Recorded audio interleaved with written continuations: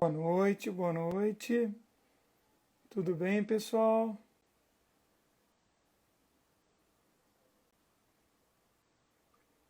Eu só estou escrevendo aqui o título da nossa live hoje com uma convidada super especial.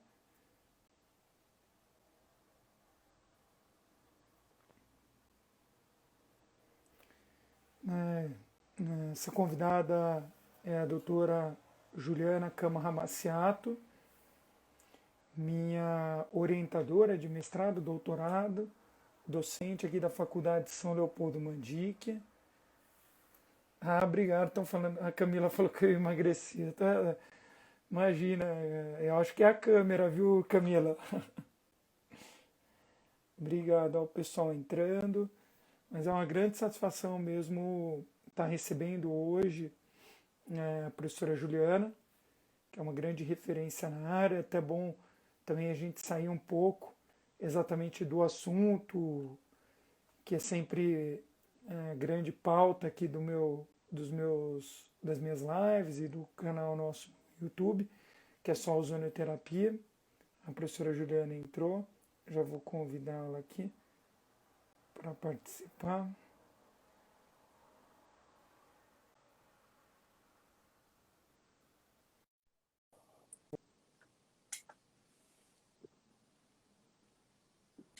Boa E aí, noite, professora Juliana, tudo bem? tudo bom? Tudo jóia. Eu estava aqui falando, né, sobre a minha convidada de hoje, minha orientadora de mestrado, doutorado. É isso aí. Fiquei muito feliz por você ter aceitado bater um papo hoje, né?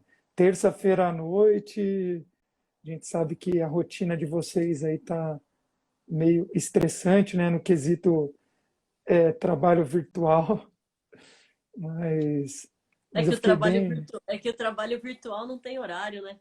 É o tempo inteiro. É verdade.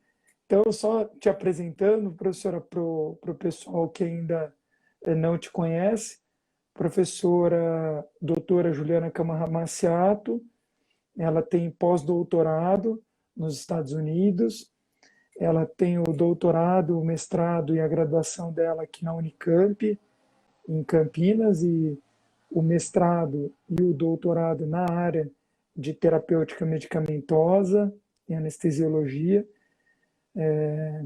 Foi uma das pessoas que realmente abriu as portas dentro da São Leopoldo Mandique para que as pesquisas dentro da ozonoterapia tivessem um pontapé inicial, né? E tem me ajudado muito até hoje. Então, é uma grande satisfação, viu, professora? A ideia não é fazer nada super formal, pelo contrário, né? Acho que não é o ambiente para isso, É, mas é não é. trazer informação para o pessoal, né? Legal. Então, deixo o meu agradecimento a todo mundo que está entrando. Só lembrando, professora, para a gente não pegar mais tempo, eu criei agora um canal no YouTube para colocar as lives e alguns assuntos É, eu vi lá. interessantes. Então convido todo mundo que está assistindo e quem for assistir posteriormente no IGTV para acessar o canal dr. Campos. Tem que se inscrever, ativar o sininho para receber as notificações. É isso aí. E muito conteúdo interessante, não só de ozonoterapia, mas também de odontologia de uma forma geral. Semana passada, professora Juliana, eu conversei com o professor Luiz Gustavo Zimmermann, assistente do professor Capato, e que falou muito sobre a questão dos implantes de zircônia e Uhum, titânio, né, que estão sim. entrando aqui. E, na verdade, o meu convite tinha surgido inicialmente para você, né, e na semana passada vocês estavam em Eu curso, estava em aula, é. legal. Se quiser até falar um pouquinho sobre o curso, professora, que eu acho que para o pessoal que está entrando, né, é um curso super, super interessante, né? Então, a gente aproveitou esse momento, né, de pandemia e de certa forma da gente se reinventar, né, na forma de se comunicar e na forma de fazer palestra, curso e levar informação. E a gente colocou aí, né, pela primeira vez a possibilidade de um curso à distância, mas ao vivo, né, online ao vivo, e durante o mês de julho, à noite, para que as pessoas pudessem trabalhar, né, durante o dia e estar nesse momento aí à noite. Então a gente fez todas as quartas-feiras de julho, foi bem legal. A gente teve acho que 35 alunos, a gente já tem agora, ó, o Vinícius estava no curso. Ele Oh, tá, legal. a gente já tem a próxima turma agora para setembro, né? E vamos ver se continua com essa pegada online, porque realmente é uma facilidade, né? É um curso de curta duração e às vezes para a pessoa vir de longe, né? Uma coisa mais complicada, né? Como é módulo único. E aí o online facilita um pouquinho para o pessoal ter acesso. Acho bem legal. E, inclusive, né, professora, são questões do dia a dia do cirurgião dentista, né, que são Exatamente. abordadas, né? A gente procura levar o mais assim que a gente pode para a clínica, para as perguntas que a gente mais ouve, né? Eu e o Rogério, a gente dá aula de terapêutica há 20 anos, talvez, né? Um pouco mais. E a gente, né, tem aí uma coleção, vamos dizer assim, né, das maiores dúvidas que o dentista tem e do que mais a gente precisa falar. É claro que mudou muita coisa nos últimos anos, né? Em termos de terapêutica baseada em evidência, a gente tem muita revisão sistemática com meta-análise hoje, né? Que a gente considera aí o topo da pirâmide de evidência. E claro, né, a gente vai calcar a clínica baseada nesse tipo de recomendação terapêutica, né? E muitas vezes é difícil, né, para o dentista que fica muito focado lá no procedimento clínico, pensar nessa base biológica, nessa parte mais básica, né, propriamente dita da odontologia, mas que é essencial, né? Porque eu brinco bastante com os meus alunos da graduação, né? Eu não sei se tem alguém da graduação aí assistindo, mas eu falo muito para eles, né? Você não vai matar um paciente porque você fez uma restauração mais ou menos, ou porque você fez, né, assim, talvez um procedimento clínico não tão primoroso, mas você vai matar alguém se você escolher um anestésico errado, usar uma dose equivocada, levar uma interação medicamentosa que traga algum tipo de problema para o paciente. E enfrentar a emergência médica no consultório não é tão legal assim, né? A maioria dos pacientes, a maioria dos dentistas não está tão bem preparado, né? Embora a lei recomende que a gente, né, nós dentistas, estejamos preparados para suporte básico de vida, que é uma Não, outra coisa que po- a gente fala bastante. era até esse ponto que eu queria tocar, né? Eu fiz, eu acho que dos primeiros cursos que vocês fizeram aqui em Campinas, se não me engano, o segundo ou É, terceiro de suporte básico de vida, suporte básico. com o A gente tem treinamento. essa parceria, né, com a Fundação Rocha Brito, dentro do centro de treinamento da American Heart, já faz bastante tempo. Eu e o Rogério, a gente é instrutor, né, da American Heart Association. Agora, São Leopoldo é centro de treinamento também, né, da American Heart, Muito que bom. a medicina veio, e também a gente tem o professor Roberto Salvador e o pessoal da medicina aí dentro dessa pegada do suporte avançado de vida. Né? Então, a gente tem, sim, esses cursos de credenciamento, né, que tem a carteirinha de suporte básico de vida da American Heart. Para o dentista, isso é muito interessante, principalmente pela vivência do desfibrilador, né? E o desfibrilador é um equipamento cada vez mais próximo e cada vez mais acessível, né? Desde metrô, aeroporto, shopping, supermercado. E a tendência é que a gente, no consultório odontológico, de maneira ou de outra, acabe tendo também, em algum momento, esse acesso, né, ao desfibrilador. Isso é bastante importante. Eu falo assim, né, professora Juliana, a gente só lembra da importância de ter um treinamento adequado, de se preparar para as situações, infelizmente, geralmente é depois que a situação Na hora que acontece. acontece. Ou na hora, às vezes a pessoa nem raciocina, né? É, Ela pensa assim depois, né? Se depois, né? infeliz, Na consequência, né, vamos dizer assim. e como você falou, né? A parte básica, biológica, é importantíssima. E, infelizmente, nós temos essa parte básica muito no início da graduação. Às vezes fica longe, né? O aluno não consegue ver a importância disso e aí ele não consegue muitas vezes fazer o link, né? Entre o que ele aprendeu lá na base e o que ele precisa saber para a clínica. Isso é uma coisa que a gente explora bastante, né, nos cursos que a gente faz, para que as pessoas entendam, né, o que que eu, dentista, preciso saber do sistêmico, para que eu tenha menos problemas ou para que eu possa conduzir o tratamento com segurança. Então, estabelecer perfil de risco do paciente é muito importante. E eu tenho certeza absoluta, eu sempre falo isso, ser dentista hoje é muito mais difícil do que era 10, 15, 20 anos atrás. E obviamente que eu não estou falando em termos técnicos, eu estou falando em termos sistêmicos, né? A quantidade de paciente com comorbidade que a gente atende hoje em consultório é muito grande, né? Porque a medicina evolui, então dá melhor prognóstico de vida para o paciente. E esse paciente que tem múltiplas comorbidades, ele acaba indo para o consultório odontológico para fazer o quê? Para fazer implante, para fazer É, reabilitação, né? Então é um paciente complexo que chega ali com uma doença cardíaca, diabetes, uma doença renal de quebra em função da diabetes e da doença cardiovascular dele. E aí ele vai chegar tomando 10, 12, 15 medicamentos por dia e aquilo vira uma polifarmácia e você vai usar no mínimo mais dois, né? Que é o anestésico local com vasoconstritor, porque não dá para ser feliz sem vasoconstritor, né? Em isso é importante a gente falar disso também.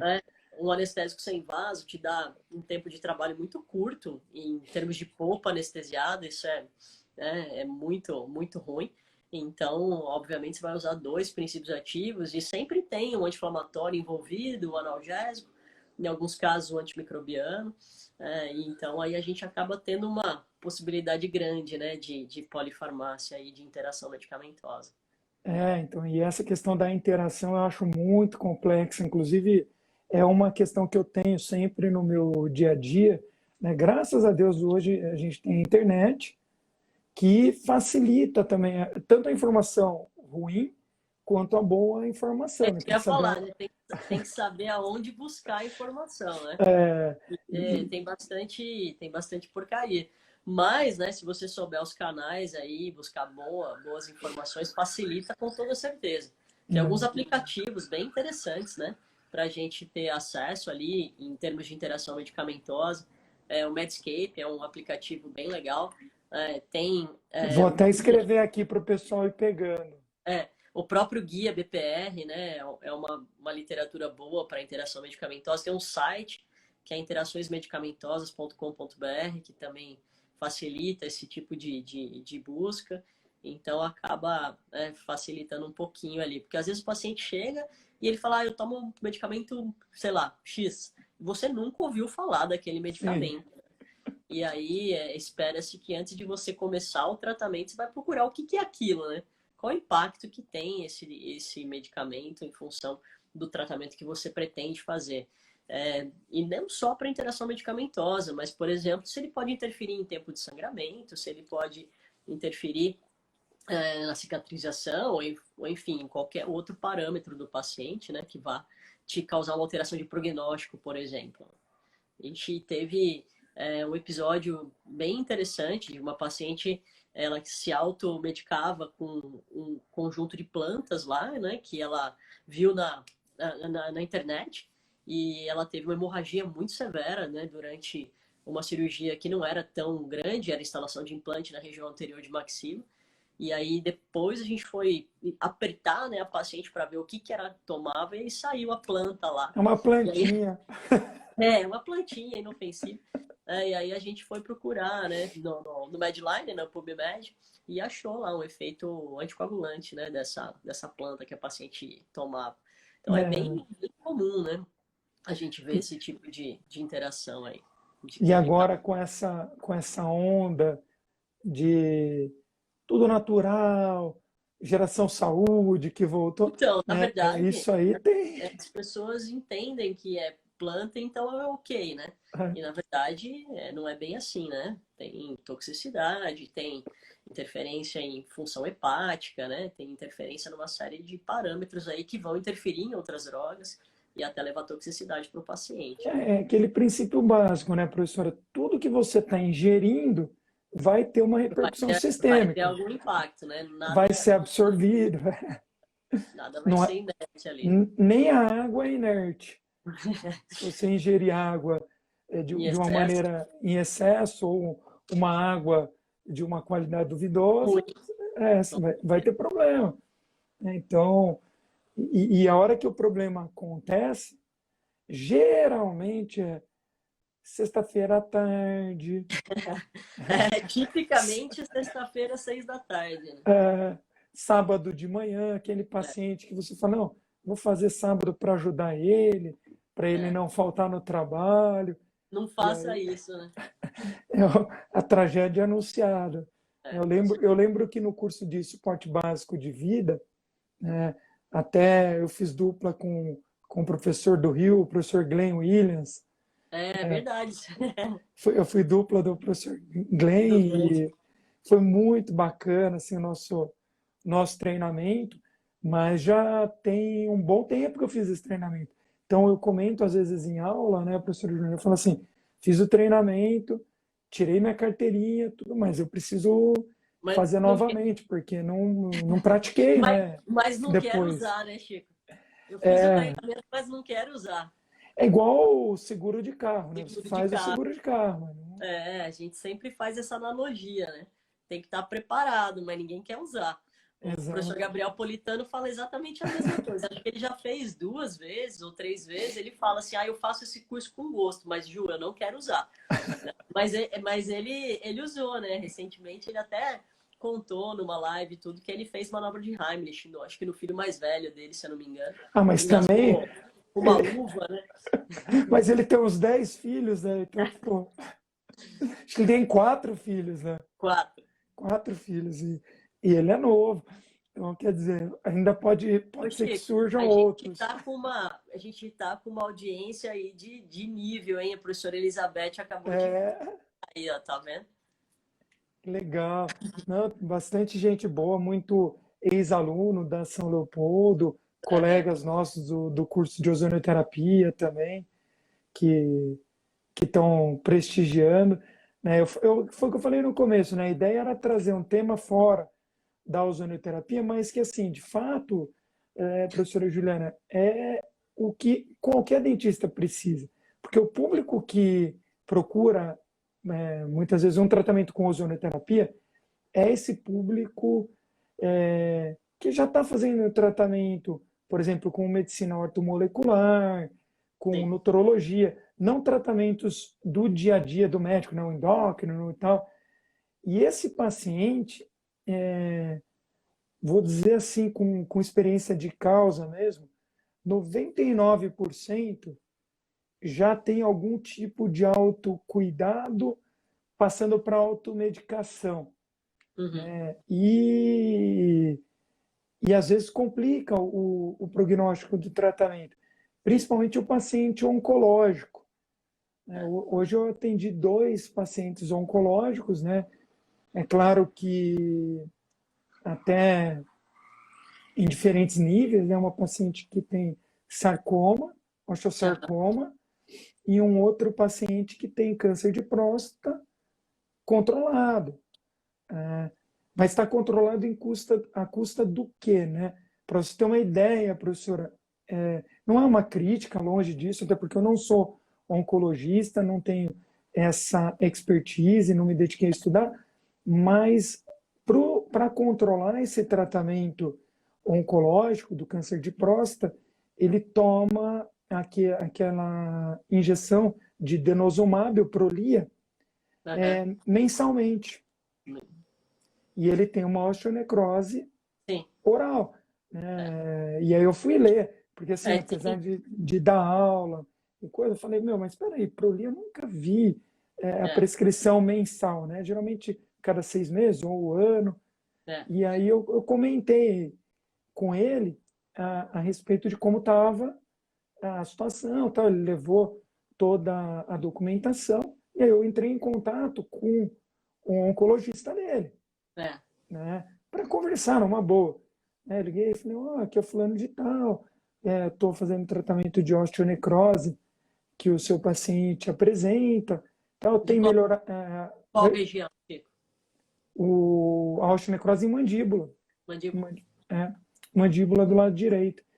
E, e sabe o que causou essa necrose? Uma prótese É. total que estava traumatizando o Mal rebozo, adaptado. É. mal adaptada.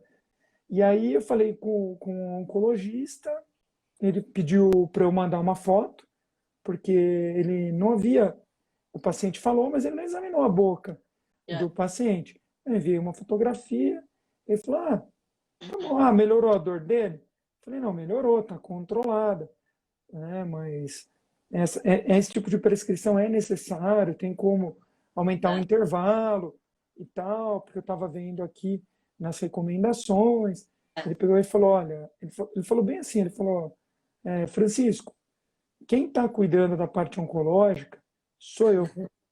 Você está cuidando da parte oral. Então, eu sei as dificuldades. Tal.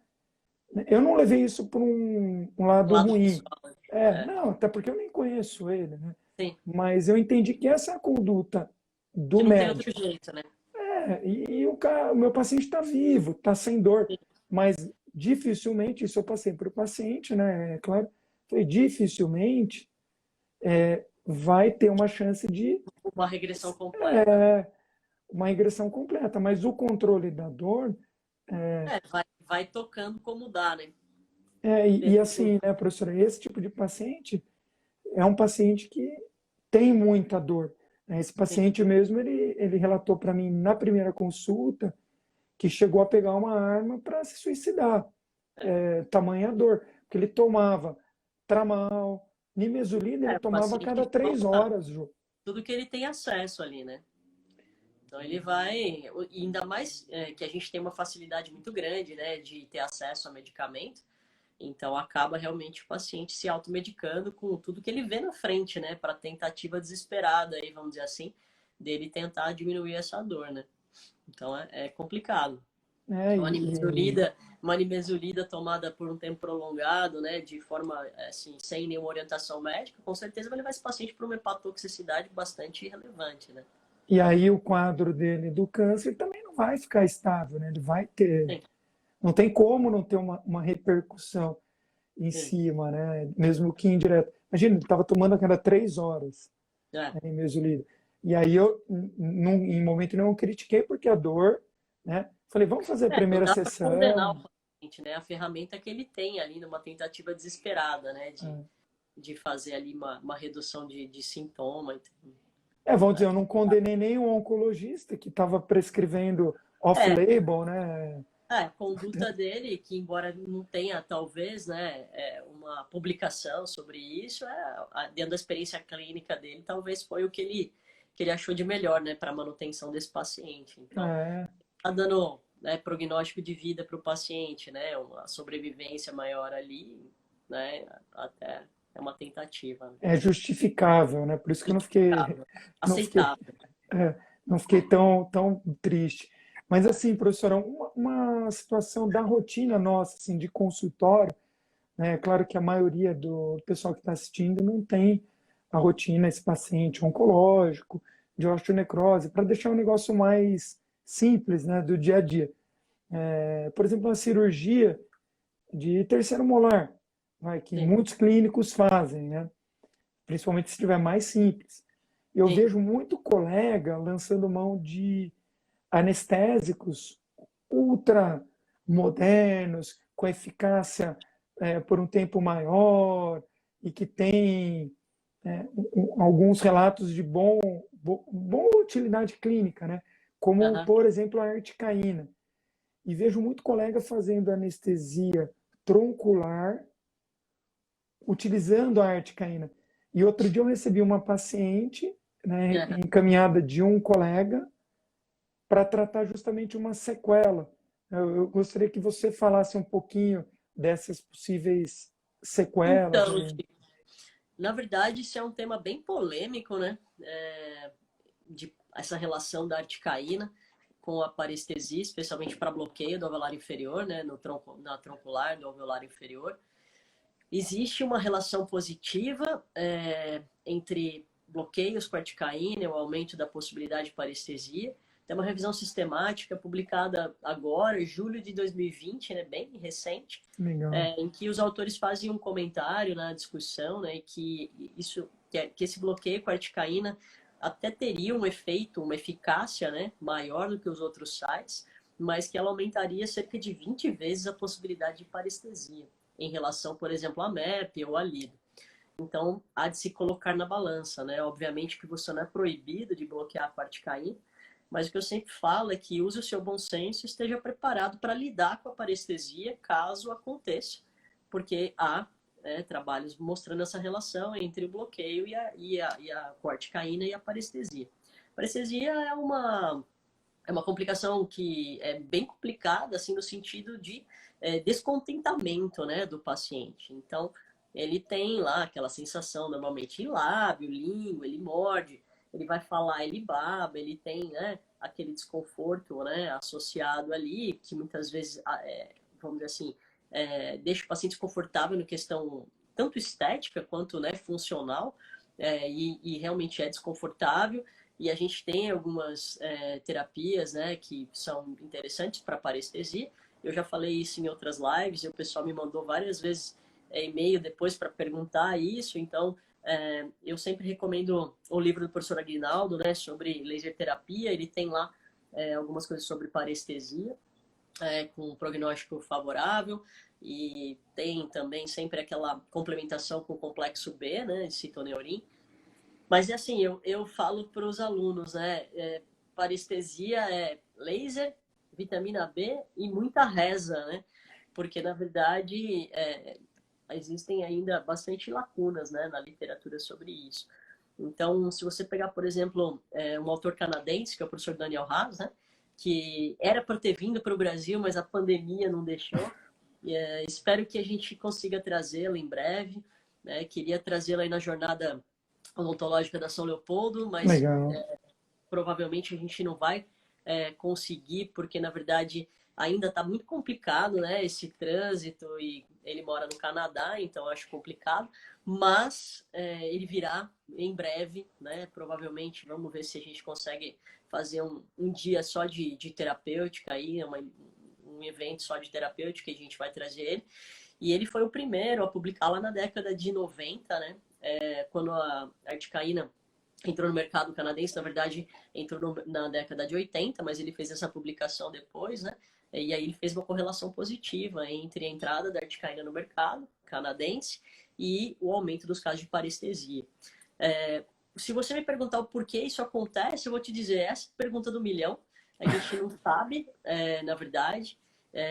Muita gente especulava, né, sobre a concentração dela ser 4% e ela ser mais neurotóxica, mas em estudos bem recentes de cultura de célula, aparentemente isso não se confirmou, né, como uma razão para a neurotoxicidade, né, dela ser a 4%. Então a gente ainda tem muita dúvida, né, sobre isso em relação ao porquê, mas é um fato. Eu nunca tinha visto uma parestesia, né, fora do bloqueio da alveolar inferior. E às vezes eu estou em aula e o pessoal me pergunta para infraorbital, para Uhum. mentoniana, né? Porque também são técnicas de bloqueio. E não há relatos, e assim, não há relato de caso, enfim. Entretanto, faz mais ou menos umas 3 semanas eu tive um relato de uma odontopediatra, de uma criança de 3 anos. Ela fez uma infiltrativa para fazer exodontia do 65 e a criança teve parestesia. Né? Fez Nossa. quarticina, um tubete, e a criança teve uma parestesia nessa região toda aqui, né? Então, sim, foi feito, né, o acompanhamento, tudo. Acho que depois de, se eu não me engano, o tempo de regressão aí foi curto, né? Foi algumas semanas, 1 semana e meia, 10 dias, mas é um relato que a gente não esperava, né? Então, muita gente também me pergunta, né, da articaína na pediatria. Eu converso bastante com o Gabriel sobre isso, né, com o Gabriel Politano. Uhum. Eu acredito que a articaína tem o lugar dela, né, na pediatria, mas pontualmente em alguns procedimentos que necessitam de maior invasividade, mas com controle de dose muito, muito criterioso, porque é complexo, né? Como ela é a 4%, né? Se você tiver, por exemplo, uma criança de menos de 20 quilos, né? Se você pegar a dose máxima, ela vai ser menor do que um tubete. Então, a própria Sociedade Americana, né, de Odontopediatria, ela recomenda não utilizar em menores de 5 anos, né? Então tem uma série de recomendações, mas um sal, é o sal da moda, né? Mas é um bom sal, É né? ótimo. Eu lembro. Não é tão nova, né? Ela é da década de 70, muitas coisas boas da década de 70, né, Chico? Então, eu brinco bastante com a Articaína, década de 70, né? Então, assim, ela é um bom sal, crescendo muito a utilização. Talvez aqui no Brasil ela não seja tão usada porque é cara, né? Mas é mais cara do que os outros, mas é líder de mercado em vários países já, e a tendência é aumentar o consumo de articaína. Eu lembro que no meu mestrado, um colega, né, o Éder, que foi orientado ao seu, ele fez um trabalho com instalação de implantes em Isso, mandíbula, é, fazendo só exatamente. infiltrativa de articaína, né? Isso, com Bem, volumes bem baixos, né? Realmente a articaína ela tem, né, uma penetração tecidual bem diferente, porque ela tem um anel aromático diferente, né? Ela tem um anel tiofeno, então isso faz com que ela tenha uma difusão diferenciada no tecido, inclusive para a mandíbula posterior, né? sim, sim, E o assim, trabalho dele foi em mandíbula posterior mesmo. eu, eu me formei na década de 90, né? E se eu falasse para o meu professor de anestesiologia, né, professor Ranalli, professora Cristina Volpato, que eu ia fazer uma infiltrativa na mandíbula posterior num adulto, provavelmente eu ia ser chicoteada, né? Imagina, isso era um sacrilégio. Então era inconcebível, né? E hoje não, hoje, né, essa infiltrativa na mandíbula posterior com articaína, né? Por exemplo, se você pegar trabalhos no Journal of Endodontics, né, que talvez seja a disciplina, a especialidade da odontologia que mais sofre para anestesiar esse elemento, né, o molar inferior com pulpite sintomática, pulsátil e reversível, né, aquela coisa que o cara já está com dor de hiperalgesia de alguns dias, e é realmente uma situação clínica muito difícil de anestesiar, e a articaína infiltrada ali, ela comprovadamente aumenta os índices de sucesso. Claro que não é 100%. Não, não é. Em biologia, se alguém me disser que qualquer tratamento é 100%, eu vou correr, porque tem alguma coisa errada, né? Biologia não é matemática, não dá pra gente ter 100%. 100% não dá. É irreal, né? É É irreal. irreal. É Até irreal. os próprios trabalhos, né, por melhores que tenham sido desenhados, né, mesmo trabalhos Sim. clínicos e tudo mais, sempre tem um viés, né? Por isso que tem O banca trabalho clínico, avaliadora. tem essa característica, né?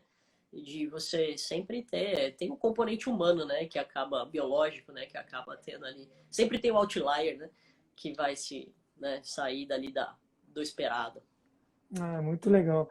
Então, pessoal, só essas recomendações, né? Saber o que está utilizando. Então, eu lembro até Exatamente. O professor Conhecer o que você vai Ricardo, usar, né? o professor Ricardo Ferreira entrou agora, Juliana, foi um professor de endodontia na faculdade. Legal.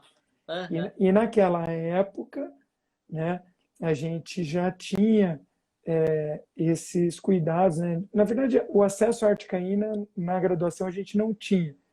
Acho que Aham. até por conta dessa segurança. Então, É, na mão de aluno, não, talvez fosse uma droga mais recente, né? O pessoal ficava um ah, pouco. Os meus alunos, eu vou dizer que muitos deles já são viciadinhos na articaína, viu? Já pega um molar com pulpite ali, já vai para infiltrativa com articaína na vestibular para complementar ali. Então hoje é um pouco mais difundido, né? Dentro da mas e essa técnica também, né? Você complementar. complementar, sim. Faz a tua troncular Faz com a uma troncular, lido ou com uma MEP, né? Bem uma seguro. liga, uma MEP, que é o sal que você está acostumado, e aí infiltra com a articaína. Para É, terceiro molar é muito bom também essa combinação, né? De você fazer o bloqueio com a lido ou com a MEP e aí fazer a infiltração da articaína na região de trígono, né? Para melhorar ali a anestesia da região que você vai fazer osteotomia e assim por diante. na implantodontia, acho muito bacana. Eu lembro desse trabalho do Éder, então me deu muita segurança também em trabalhar com os implantes em mandíbula posterior, com a Sim. articaína infiltrativa. Eu lembro, acompanhei lado a lado, né, a resposta dos pacientes e Sim. É, muito. o tranquilidade do paciente, o conforto operatório é muito bom. Né? Tem algumas outras questões, né, professora? Pessoal, se vocês quiserem mandar alguma pergunta, clica aqui na caixinha embaixo com ponto de interrogação para a gente poder já fazer a professora Juliana. Mas é um outro componente comum no nosso consultório, é a situação que a senhora comentou, né?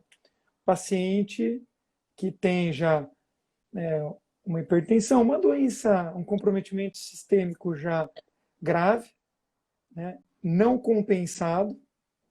Então, vamos dar o exemplo do diabético, que eu acho que é bem Uhum. comum, vai.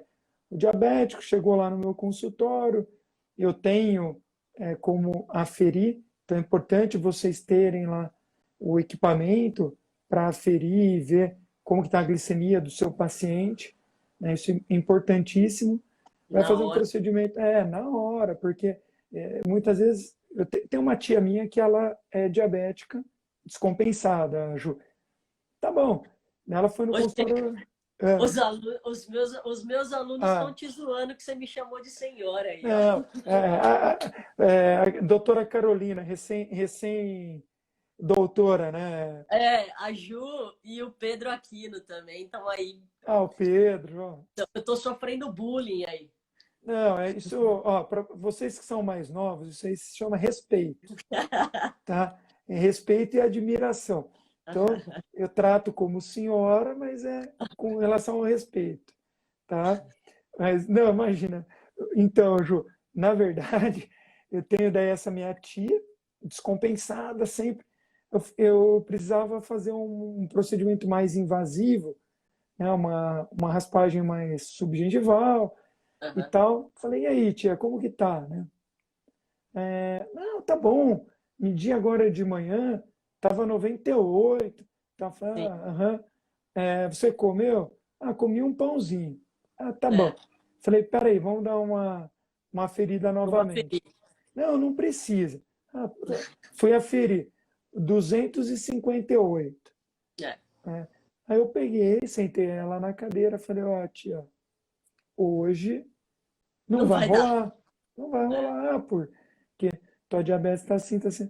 Ah, mas eu fiz, tal. Eu vou te mandar a foto. Eu falei, pode ter feito.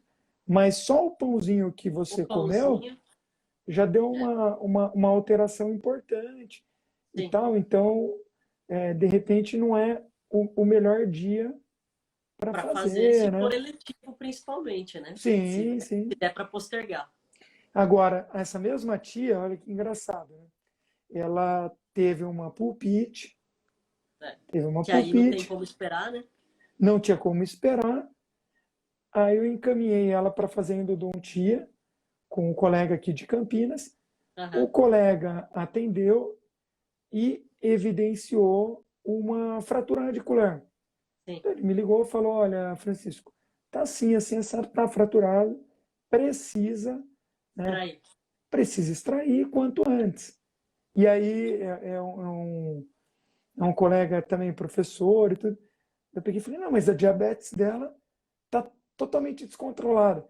Ele É. falou: Chico, claro que tá e vai piorar. Porque Precisa. ela tem um foco infeccioso ali. Então isso é importante também, né? Sim, As pessoas. essa relação é muito importante. O próprio estresse do paciente, a dor que o paciente tem, tudo isso contribui para a descompensação da glicemia. Né? Então, tratar o foco é muito importante, com certeza. A descompensação da paciente fica mais evidente quando a gente tem dor inserida ou o foco de infecção, e aí, nesse momento, tem que tratar, né? E aí, nessa hora é a decisão, né? Vou tratar e vou anestesiar como, né? Então, se você pegar a literatura, né, sobre anestésico local para diabético, a recomendação em pacientes que não estão bem compensados e precisam passar por urgência, vai recomendar a prilocaína com felipressina, né? A felipressina, ela não é um adrenérgico, então ela não tem um impacto nessa glicemia, né, de aumentar transitoriamente. Tem vários trabalhos mostrando que em pacientes compensados, né, o uso da epinefrina 1 para 100 mil, né, baixa concentração, com dose controlada, poucos tubetes, é completamente aceitável. Né? Mas nesse tipo de paciente, talvez a prilocaína com felipressina seja a mais indicada. É uma paciente que tem risco de infecção, né? Uma vez que a diabetes descompensada é uma condição que leva à imunossupressão. Então, recomendação de antibiótico terapia, né, profilática, como dose de ataque, né, e manutenção durante aí algum tempo de observação clínica. E muito cuidado, né, de forma geral, em pacientes diabéticos, muito cuidado com o anti-inflamatório não esteroide, né, a grande classe dos AINES. Tanto pela característica da própria diabetes de já levar a uma doença renal, né, a nefropatia diabética, e anti-inflamatórios não esteroides são muito nefrotóxicos, né, então você tem aí, né, um fator associado. E usualmente esses pacientes podem tomar hipoglicemia antioral, né, tipo Diabinese, Daunil e etc. E isso é uma possibilidade também de interação medicamentosa com os anti-inflamatórios não esteroides, né? E aí você talvez tenha uma hipoglicemia aguda, enfim. Se esse paciente está na hiperglicemia, né, menos possibilidade de acontecer. Mas se é um paciente mais controladinho, essa interação medicamentosa é possível. O professor Marco está aí, né, também. Você banca dele, dia 17, né, Marco? Tá chegando. Obrigado pelo convite. E a qualificação, Marco. Então se prepara, viu? Que a qualificação é pior que a defesa. Não, vai ser tranquilo. A qualificação é para isso, né? Para passar um bom pente Para fino. parar as arestas. Bem legal. Eu lembro, eu fiquei muito mais nervoso, até porque a minha qualificação, a última agora no doutorado, foi presencial, né? Eu fiquei Legal. bem ansioso, a defesa foi online, eu adorei a possibilidade de fazer online. Achei Facilita, né? bem, achei bem bacana mesmo, diferente a dinâmica. Funcionou bem, né? Sim, e principalmente porque a gente não tem aquele contato visual na hora que está dando a aula. Porque o contato visual pode ser bom ou pode ser ruim. Dependendo da reação do É, público, né? É verdade. Eu falo bastante isso. E até estava conversando com o Marcel, né? O marido da professora Beth, que é um comunicador profissional, né? Eu estava brincando, conversando com ele, e eu falei para ele, nossa, Marcel, eu acho que a troca com o público, né? Ela manda muito na oratória, né? Na forma com que você conduz, na sua empolgação, tudo. Ele falou que eu tenho razão, que isso é verdade. eu fiz o curso dele, né? Eu fui aluno. Eu e o professor Rui Brito era meu colega de turma. É isso aí. É E, importante. e ele falou que uma das dificuldades nesse curso de oratória era fazer o curso online, né? Que era um desafio para ele, por Sim, não ter o né? contato ali, né? E até a parte gestual, né? Que é tão É, importante dentro de uma aula, né? A certeza. expressão corporal, né? Como você vai se relacionando, entra no meio da turma e vai andando. Tem gente que fica mais na frente, então bem legal. É Olha isso, lá, se ele tomar muito xingo, a conexão cai. é isso aí. De repente, fiquei sem sinal, né? Já aconteceu? Já aconteceu, Ju, isso aí? Em Pô, eu não qualificação? sei se foi de propósito, mas às vezes a conexão cai, né? Fazer o quê? Engraçado. Ai, Aí, o meu Fábio Deus. também tá aí. É isso aí. Legal. Então, professora, essa situação do diabético, eu acho que é uma situação bem do dia a dia, né? Sim, E sim. assim, e algumas complicações, principalmente referente à emergência, pode surgir, né, dentro de um quadro desse, ou de um diabético, mas eu acho que principalmente daí com relação ao hipertenso, né? O O paciente hipertenso hipertenso descompensado. é uma preocupação enorme, né? Se você pegar, por exemplo, o levantamento da Sociedade Brasileira de Hipertensão e no último levantamento da Sociedade Brasileira de Cardiologia, né, a quantidade de hipertenso não diagnosticada é absurda, né? Então, fala-se aí em 35, 36 milhões de hipertensos e metade não diagnosticado. Né? Nossa. Da metade que sabe que é hipertenso, apenas metade controla e só metade está realmente compensado. Então, existe uma boa possibilidade de você pegar um hipertenso descompensado. Então, lembrando para todo mundo que, na verdade, se você pegar a definição do Ministério da Saúde de hipertensão, é uma medida em duas ou mais ocasiões acima de 14,9, né? Então, aquela conversa do paciente, às vezes, para a gente, não, doutor, tá boa. Essa média pressão tá 17 por 11, né? Ou 170 por 110. Não, essa hoje tá boa, né? Imagina no dia que tá ruim, né? Então, é complicado, porque, na verdade, ele acostumou a viver daquele jeito e ele vai te falar, mas eu não estou sentindo nada, porque ela é uma doença silenciosa muitas vezes, né? E se a gente não aferir a pressão, infelizmente, às vezes passa desapercebido, né? Então, assim, dentro dos critérios de classificação ASA, né? Eu tenho certeza absoluta que tem um monte de asa 4 andando por aí, né? E que, na verdade, ele não sabe, e também se o dentista não fizer uma boa investigação numa anamnese ali, ele também não vai saber. E esse é o paciente risco de emergência médica, né? Esse é um paciente que vai descompensar na hora do estresse, por exemplo, e vai fazer uma emergência médica, né? Eu brinco assim, né, Ju? Nenhum paciente, pelo menos eu não conheço nenhum paciente que senta na cadeira do dentista Tranquilo. feliz. É, ele Né? acorda e fala, puta, que legal. Nossa, que delícia, eu vou no Hoje, dentista. mas Não nem para existe fazer, isso. nem não tem, né? Então o cara já está lá sem querer estar lá, Sim, com né? certeza. Muitas vezes ele foi só porque ele já está sentindo algum dor, então tem alguma queixa dolorosa.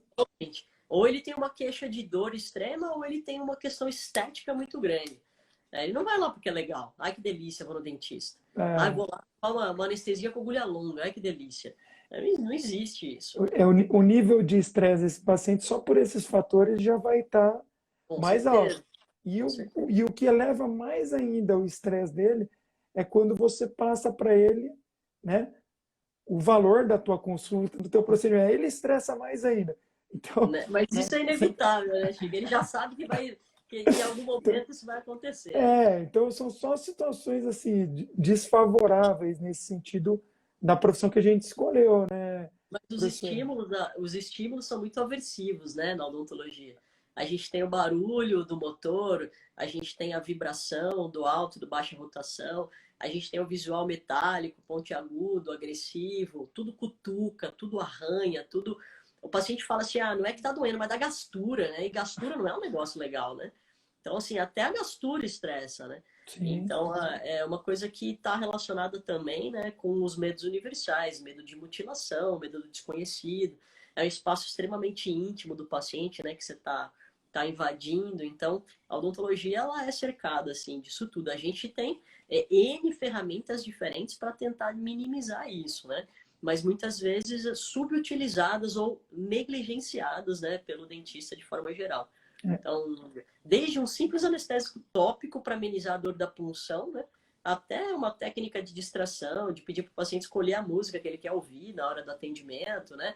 Ou de colocar um ambiente adequado. Tem trabalho com aromaterapia, aroma de lavanda, por exemplo, né? Que deixa o paciente mais tranquilo. Enfim, tem muitas formas de tranquilização não farmacológicas, né? Eu não estou nem falando de sedação, ou via oral, ou a via inalatória, com óxido nitroso, por exemplo, mas todo o ambiente que cerca, né? O americano chama de side chair manner, ou seja, como você se comporta ali, né? Ao redor da cadeira, a sua empatia com o paciente, a delicadeza do trato com o paciente. Isso já é um grande calmante, né? Vamos assim dizer, pro paciente, né? É É, verdade. a papoterapia, né? Ali com o paciente. Professora, só para a gente, eu queria tocar num ponto, né, até um trabalho publicado pela professora Cris Pedrazini, Aham.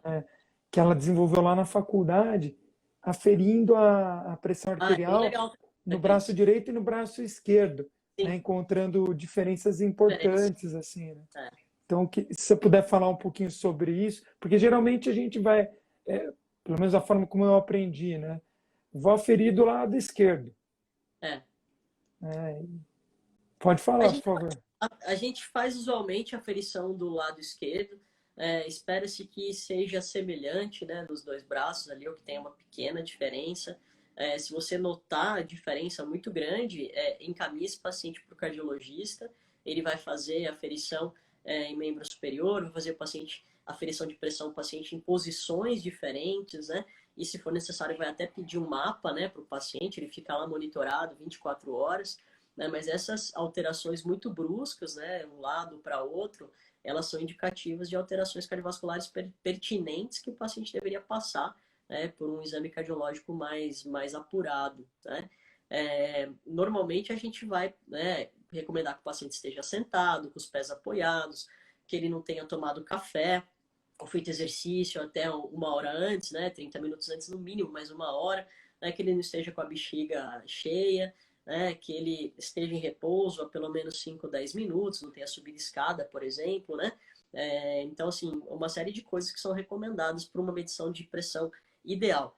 Lembrando que só de entrar no consultório e de te ver de jaleco branco, ele já vai ter talvez um aumento de pressão, especialmente da sistólica, né? Tem vários trabalhos mostrando que no estresse o impacto é maior na pressão máxima do que na mínima, né? Na pressão sistólica, é, principalmente relacionado com a alteração de frequência, que acontece muito rapidamente numa situação de estresse. Então, isso é importante de ressaltar, né? De você, se aferir ali tiver esse tipo de diferença, né? Que você encaminhe o paciente para uma consulta com o cardiologista. E dentro do que seria aceitável, Ju, por exemplo, em um procedimento cirúrgico, né, um implante ou uma cirurgia de terceiro molar, o que seria uma Então, pressão aceitável, assim, no tá, limite para o é, cara poder ser dentro do que submetido? dentro do que você tem na literatura, né, num procedimento eletivo, a recomendação é que você tenha aquele nível pressórico até o considerado hipertensão em relação à definição da doença. É óbvio que se for o componente estresse que está inserido ali no contexto, né, talvez uma tranquilização do paciente, né, efetiva, né, por um método farmacológico, seja sedação por via oral, seja sedação inalatória, possa amenizar isso e aí estabilizar um pouco mais a pressão arterial. Então a gente ficaria aí dentro do aceitável, né, 13,9, 14,9, né, pensando numa situação de estresse, o 15,9, isso é aceitável. Numa situação que você tem, talvez, urgência, dor, infecção, uma necessidade de drenagem, por exemplo, é aceitável trabalhar no 16-10, né? Até, às vezes, níveis pressóricos um pouco mais altos para resolver ali o contexto odontológico. A literatura mostra que quando a gente tem níveis pressóricos acima de 16/10, né, ou 160%, a gente tem aí um aumento de 4 vezes na chance de você ter, por exemplo, um evento, né, cerebral, no caso da pressão máxima, e um aumento de 2 vezes nas questões coronarianas. Então, aumenta-se drasticamente, vamos dizer assim, o risco de emergência. Você pode me dizer assim, mas eu nunca vi acontecer. É, Realmente. Espero que não aconteça. E a gente está falando de matemática mais uma vez, né? De probabilidade, de chance, de aumento da possibilidade. Né? Então, pode ser que aconteça. Então, a gente aumenta a chance à medida que a gente intervém num paciente com a pressão mais alta. eu assisti, professora, uma vez lá no IN, em São Paulo, né, aquele evento grande de implantodontia, uma palestra do professor Matteo Chapasco, que é um italiano, e ele Uhum. começou a aula dele, quase sempre eu comento isso nas aulas ou nas lives e por aí vai. Ele começou o slide com uma foto dele operando no centro cirúrgico, falando assim: nunca faça um procedimento que você não está preparado para resolver as intercorrências. Exatamente, essa é uma frase perfeita. Existe essa mesma frase, de uma forma um pouquinho diferente, ela está no guideline da ASA, né? A ASA, Sociedade Americana de Anestesistas, ela fala o seguinte, né? Se você tem como alvo um nível de sedação moderado, esteja preparado para o próximo. Que é basicamente isso, né? Eu tenho que estar preparado, tenho que estar preparado para as intercorrências, né? Então, saber o terreno que você está pisando, né? Exatamente, e saber resolver. Esse é o profissional, né? Ele é bom e ele sabe resolver intercorrências caso aconteça. E aí, alguns cuidados são primordiais. A gente falou de Exatamente. coisas básicas, né? Então, É, ele vai ter que ter um equipamento para poder aferir a pressão, ele tem que ter o aparelho para medir a glicemia, tem que ter, exatamente. no mínimo, Um, um um- um oxímetro. monitoramento básico, né? Pressão arterial, frequência cardíaca, uma glicemia, né? Temperatura hoje em dia é extremamente Sim. importante, né? Além disso, uma oximetria de pulso, acho altamente recomendável, um método não invasivo, barato, fácil de ser utilizado no dia a dia. E o paciente valoriza isso, né, Chico?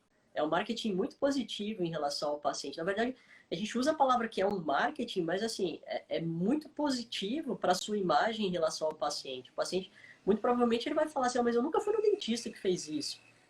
E aí você já ganhou vários pontos, né, com aquele determinado paciente. Fora, Ah, obviamente, o quesito segurança, né, que você tem muito mais tranquilidade para trabalhar ali, o paciente monitorado, né, e tocar com tranquilidade o procedimento. Isso é extremamente importante.